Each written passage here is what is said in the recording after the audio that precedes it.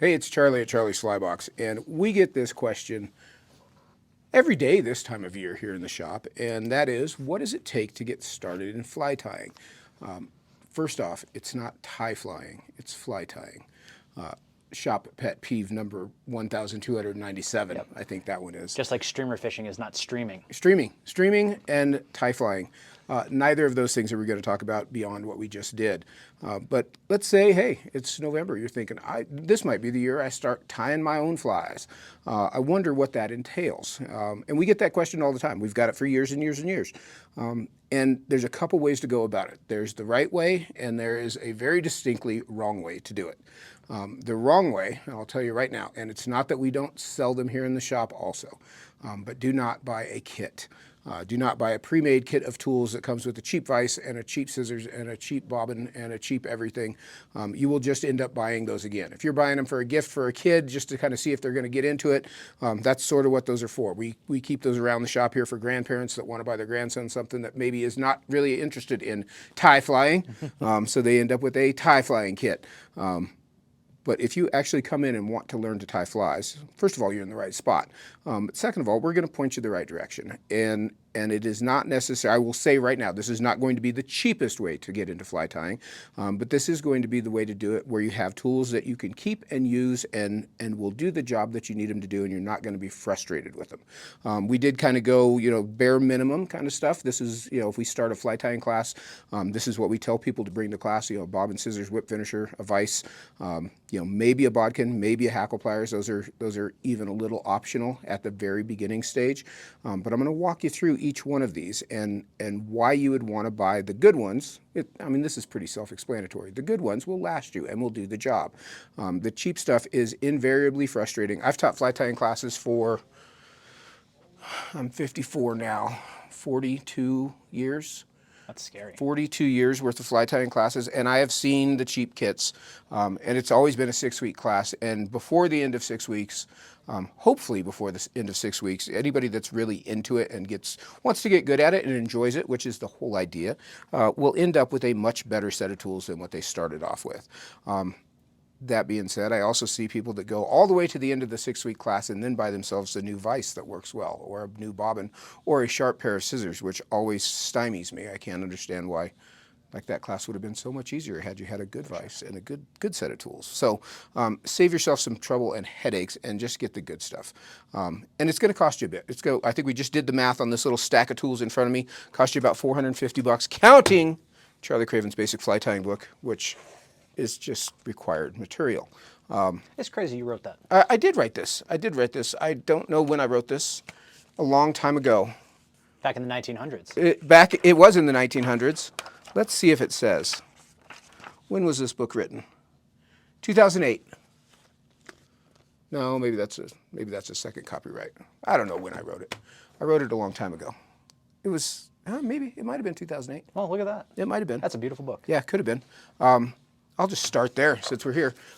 You should, if you're a trout guy anyway, you should start with this book. And this is not a commercial for this book, but this book came from my fly tying classes. That same class that I taught since I was 12 years old sort of evolved through a set of notes and then a CD-ROM. Do you know what that is? Vaguely. Vaguely. I saw that in a museum once. You're exactly in the MoMA. Then it was on a CD-ROM, and then it became a real fly tying book. But this came from all the questions and answers from my beginning fly tying classes over the years. So I'm not too humble to say this is a really well put together book because it had so much time put into it. We've sold them for years. Everybody seems to sell them as the basic fly tying book of the day. I haven't seen anything that's surpassed it yet. It's the Bible. That's why I say it's crazy that you wrote that. It is it's set up to get you started from zero to tying very well, which is exactly what we do in our fly tying class. If you're not taking a class, that is absolutely the best way to go. If you are taking a class, you should do this along with it, and that's what we do in our class. Something we always tell people when we sell that book here, because you have told us, is that book does a very good job of exposing you to a variety of techniques as you go through the book. Absolutely. That is the idea. The whole idea is to of fly tying in general, it's a collection of techniques. The more exposure you have to different materials and different techniques, the better, more well-rounded fly tyer you will be. So don't necessarily say, and we get this all the time in the shop too, is I want to start tying and I fish with elk hair caddis and parachute Adams. So I just want to learn to tie those 2 flies. That is not where you start. That will be a very frustrating way to go about it, and you probably won't be very successful. You really do have to start at the beginning. This is something I say about this book all the time: is get this book, sit down start on page 1. I think it's page I in this book. Start on page I and read until you get to the brassy, which is the first fly in the book.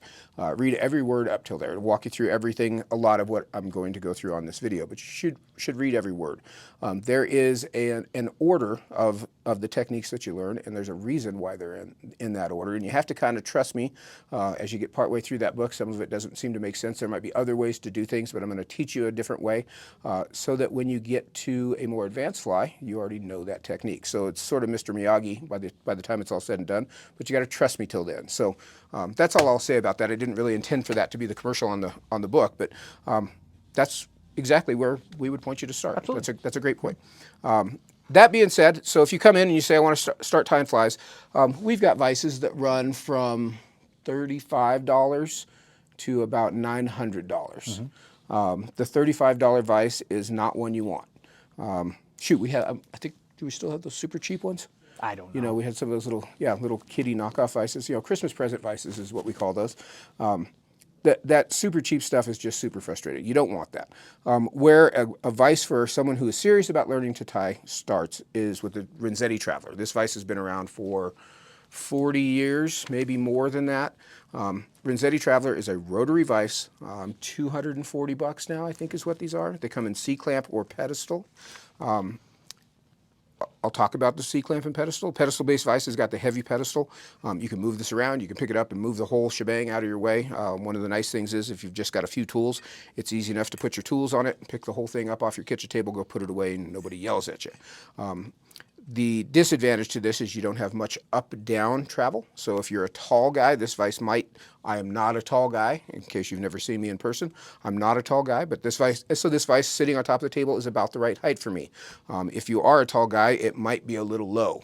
Where a C-clamp vice, you've got some up-down adjustment. That's the big difference between the two. A C-clamp honestly clamps to the table a lot more securely than a pedestal. Most pedestal bases are pretty light and will tilt and wobble. It's not that you can't get an oversized vice pedestal or just a plain heavier one, or even clamp it to your table. But what you gain in mobility, you kind of give up a little bit in stability. So that's the difference between the C-clamp and the pedestal. The Renzetti vice, and this really goes for all of them, not just the Traveler, but this holds a pretty wide range of hooks. We tie so many small flies in Colorado, particularly, which is where we are. This vice really lends itself well to small hooks. That is not to say that it won't hold large hooks. It does very well. Renzetti, they've made this vice for 1,000 years. I'm trying to think of anyone I know besides people that I've directly sold a Dynaking to. And I know this sounds weird because I'm a huge Dynaking guy. Dynaking vices, the vice will start around $500, $450 for a Trekker, which might be a big chunk to start off with. And if you got the funds and that's what you want to do it. But if you're trying to kind of just figure out if you like it, don't want to get too far down the rabbit hole until you know what you want to do, a Renzetti Traveler is a great vice to get started with. And I know a ton of guys that got started with this vice 20 years ago and still tie on it. You may never upgrade away from You may never. No matter how serious you are. Yep. This will do everything that you need it to do. It'll hold big hooks. It'll hold small hooks. Relatively simple design, easy to adjust. Full rotary, if you're into that sort of thing, which I'm not, but it's not to say that you shouldn't be. I'm just old and set in my ways. There ain't a dang thing wrong with this vice. Renzetti is a great company. They've been around for a long time. They do great work.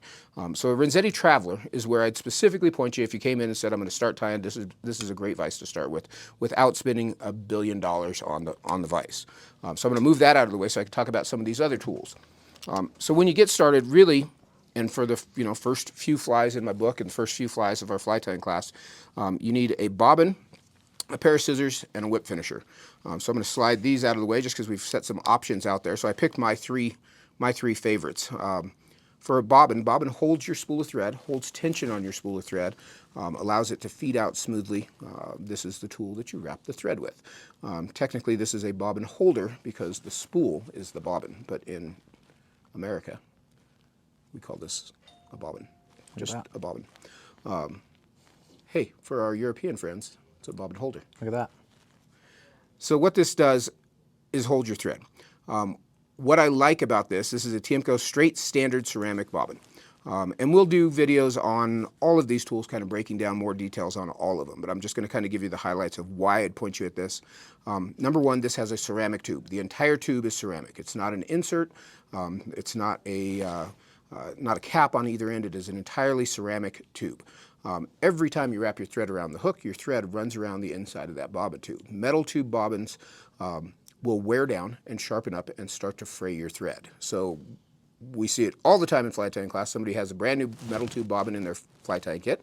They take it out and they're fraying their thread, and they think it's because they are inexperienced tiers and are doing something wrong.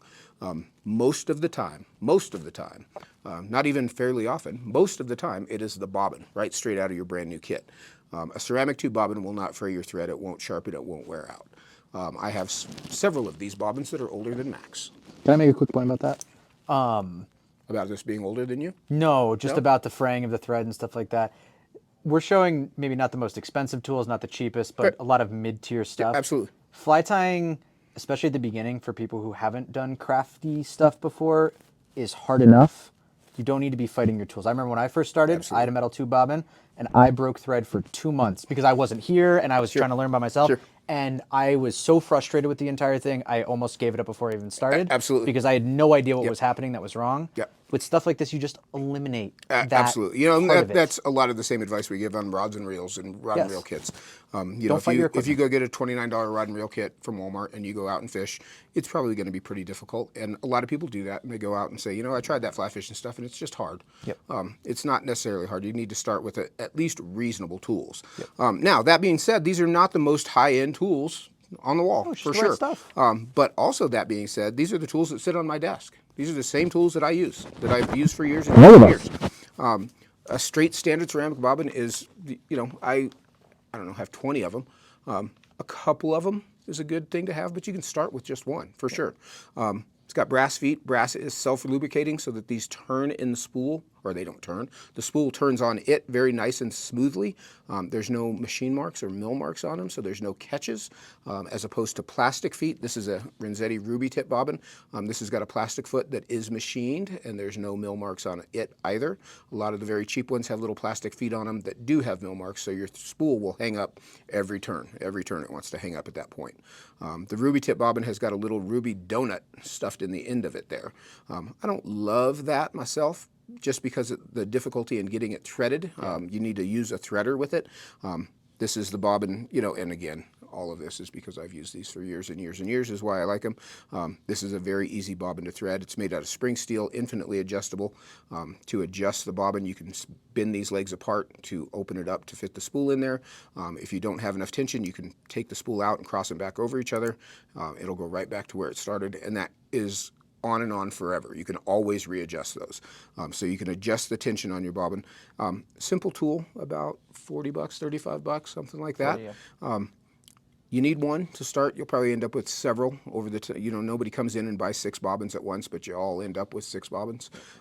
That's a good thing when you're just wandering around the fly shop wondering what to buy. You should get yourself another bobbin. But one of those to get you started. I just got myself a new bobbin. It's so nice. I don't know why. Actually, I have a new bobbin sitting on my desk. I haven't brought it home yet. I'm saving it for Look at that. a special treat. I don't need it. But hey, it's just nice to have them every it's once just in a while. nice to have every now and again.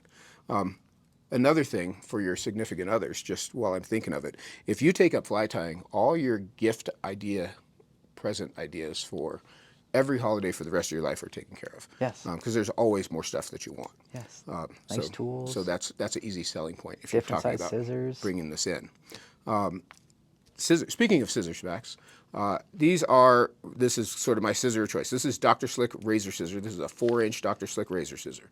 $35. Not an expensive pair of scissors, by a long shot, not the most expensive scissor on the wall. They go up to $100 or so.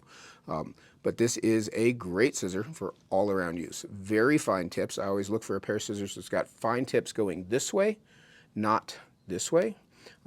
Scissors don't cut this way, they cut this way. So a fine tip pair of scissors, I can get right down close to the hook and cut close. I can place the cuts exactly where I want, and they are stupid crazy sharp. Steve at Dr. Slick does does an amazing job. There's a lot of scissors on the market that look like these scissors. There are not a lot of scissors that don't say Dr. Slick on them that are sharpened in America, which is the difference. There's lots of imported Pakistani scissors that look just like this. There's some that have, you can get green handles, you can get yellow handles, you can get black handles. They'll paint the handles whatever color you want. But what they won't do is sharpen them like Steve does, which is very sharp with micro serrations. The idea of the serrations is I'm not going to stick my finger in here because this will cut me, but it doesn't push the material out as you cut it. It will grab it and cut it exactly in place. So micro serrations are a good point. Fine points on them and as sharp as you can get them. Now, that being said, bobbins don't really wear out. Scissors do wear out. Eventually, you'll make your scissors dull enough to where you should just replace them. And every time I say this, somebody says, I sharpen mine with a strop, and I do this, and I do this, and I got 17 different ways to sharpen scissors. I'm a professional scissor sharpener. Well, you probably wouldn't sharpen these scissors for 35 bucks. And that is one of the catches on fly tying scissors, is you can sharpen them a bit, you can rehone them a little bit, you can kind of burr that edge up. But realistically, when they're 35 bucks and they get dull, just come and buy a new pair. And turn those into your hard use scissors. Yes, use these for heavy chenille or wire, things like that. I go around the country and do tying demos and tying classes all over, and invariably, you Colorado guys are pretty good about it, but invariably, every place else I've gone, almost every person in the class has a pair of scissors that is well past its useful life. A good pair of scissors, a good, sharp, brand new pair of scissors, there's nothing better. It cuts right where you want it, cuts exactly how you want it, doesn't fray anything, does exactly the job it's supposed to do. Good tools are well worth having, and it's not a ton of money. Treat yourself, don't fight with it. Don't frustrate yourself with a tool that's not going to do the job. It's not even treating yourself. I mean, treating yourself is a $100 pair of tungsten carbides. Yeah, you know what I mean? Yes. That is just the bare minimum. Yeah, don't get the scissors out of your mom's sewing kit. Yes. And try to make do with those, which we see a lot of also. Get a pair of Dr. Slick razor scissors. So you're 35 bucks in there. You're 40 bucks in on that bobbin. This is a Tiemco Midge whip finisher. This is a Dr. Slick stainless steel whip finisher. The difference being, obviously, the size. The Dr. Slick is a standard size whip finisher. This ties the knot at the head of the fly. A whip finish knot, we've got a video on it as well. You can tie it with your fingers. So this is sort of optional, although at the beginning I would tell you just get one and be done with it. You can tie a better knot with the tool than you can with your fingers, and I don't care what any of you old guys say. Go ahead and put your comments in there that you've been doing it for years. Your flies still come apart. Guess what? The person who's learning hasn't been doing it Hasn't for 40 been doing years. it for years. And also, if you did it for 2 months while you were 13 and then picked it up while you were 60, you also haven't been doing it for 40 years. That is how math works. Yes, yes. It's not. You haven't been doing it for 40 years. Yes. A whip finish tool is an absolute must-have tool in my book. It ties a much smoother knot. It allows you to place the knot and the upright exactly where you need to. They don't wear out. You'll lose it before you wear it out, and ideally you won't lose it. I still have the original Mattarelli that I used for years and years and years. I got one of these, I don't know how long ago. Somebody gave me one and I put it on my desk and I never used it. And the day I used it, it was like, that is a better tool. Just smaller, uses less thread. It's more efficient. For reasons that I don't really feel like I need to go into on this, it just draws out less thread, so I have to rewind less thread to start the next fly. Very well made tool, 50 bucks-ish. Yeah, 50. Great little tool, gets the job done. You need one, ever. Yep. Those two tools, you just have for the rest of your life until your kid steals them. Yep. Scissors, you got to buy new ones. There are other tools that you can add in there. Now that, like I say, this will get you through the Brassy, the Black Beauty, the RS2, the Hare's Ear. Thinking about the thinking book. about the book. Yeah, standard issue, the first set of flies that we do in the book. Those three tools will get you through that set. You can do a lot of fly tying with You those can. three You can do a tools. lot. Throw in a bodkin. I'll come back to the scissors. A bodkin is a needle with a handle.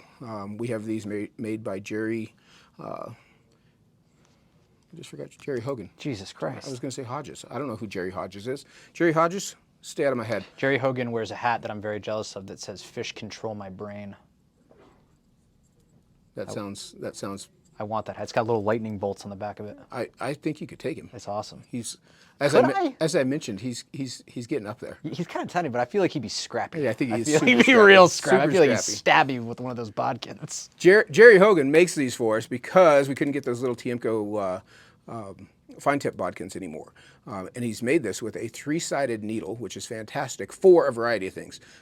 Adding a drop of head cement to the fly, picking out dubbing, any little fine work, separating hooks, any little fine work. That's what a bodkin is for. It's not a tool that you have to have, but it's very handy to have.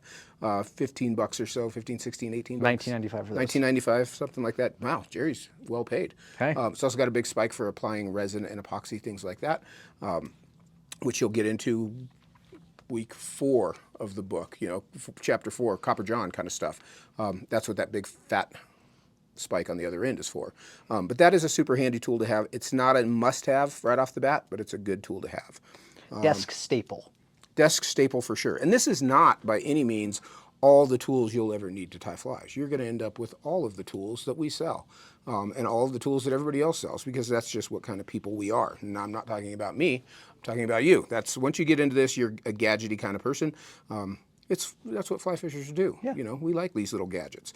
Another tool that you'll add is a pair of hackle pliers, and there's a lot of different kinds. We like these Jorgensen hackle tweezers. These are made by Robert Jorgensen down in Cascade, Colorado, so this is a local product. And that is the best hackle plier I've ever used. It's about 20 bucks. It's used to hold a hackle feather by the tip to wrap it around the hook, or more specifically, a biot is what I use them for mostly, because hackles are so long these days, you don't really need hackle pliers for most of them. But that is a handy tool to have for that kind of thing as well. So the bodkin and the hackle pliers are sort of, extra tools that you'll need as you go on. Hair stackers, dubbing brushes, things like that you'll add as you go along. But to get out of the gate, a bobbin, a scissors, and a whip finisher are the tools that you need. You might add a shorter, finer tip pair of scissors for fine work if you're starting to tie a lot of small flies. You might add another bobbin, and it doesn't hurt to maybe try a few different kinds just to see which ones you like. I obviously told you the one I like. I like the midge tube Tiemco ceramic bobbin as well, with the smaller tube. It just feels, it's exactly the same size. The tube is smaller diameter. To me, it feels more precise. I'm certain it's not. I think that's all in my head, but I do like that midge tube as well. But you might add another bobbin in there as you go, but that'll get you out of the gate. I think we just added this up. I think it was about 450 bucks with the book. That'll get you out of the gate plus some material. So add another 50 bucks for basic materials, hooks and materials, to get started. So 500-ish bucks and you can be tying flies. And why would you want to do that? Because it will make you a better angler. There's no two ways about it. Not even, yes. There's no two ways about it. Even when you first start, even if you just started fishing and just started tying at the same time, you'll understand both of those things better. We have people every summer come in with a box full of flies and say, can you tell me what all these flies are?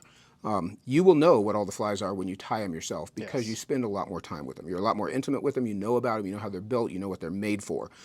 You'll begin to understand anyway, and eventually fully understand what makes a fly sink, what makes a fly float, the different attributes of each of those flies. Fly tying will give you a lot more angling intel than you really anticipated. It's not just sitting down and cranking out, just making some stuff up. I would say tie some specific patterns and kind of see where that goes, and then start to experiment. It's not to say you can't experiment, but don't do that right off the bat. Kind of get the technique down first.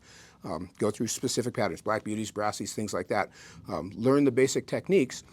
Even some advanced techniques, and then you can kind of go wild. Once you start building up that toolbox where you've worked with a bunch of different materials, worked with a bunch of different techniques, then you can start to piece and parcel those things together in maybe different ways than you have before on other flies. And that's where new flies come around. It's not that there are no new flies needed in the world. The fish will still eat a hair's-ear just as well as they always did, but it's a lot more fun to come up with your own fly. And to catch a fish on a fly that you tied yourself, even if it is just a plain old hair's ear. You can do it. The fish will eat your flies. They don't have to be pretty. They just have to hold together. So don't let any idea that you think maybe you're not crafty enough to do it. It's a learned skill. Sit down, practice, learn to tie, come in, ask questions. We're happy to help all the time. That's what we do. We love this stuff. I particularly love this stuff.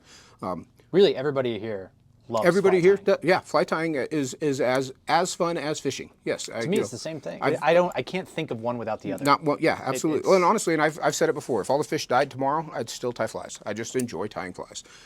That is just something that I've always done. I really enjoy doing it. It's a good creative outlet. You know, gives you something to do during the winter months for sure, and during the summer months, honestly, because when I am fishing, you know, it's kind of hot on my plate of what I need to tie for the next day when I am fishing a bunch. So it gives you something to do, keeps you busy, keeps you involved, keeps you in the game, even when maybe you can't be in the game. You got a broken leg? You can sit at home and tie flies. Probably can't go wade the Platte, but you can sit at home and tie flies. So if you're sitting at home with a broken leg right now, charliesflybox.com. Ooh.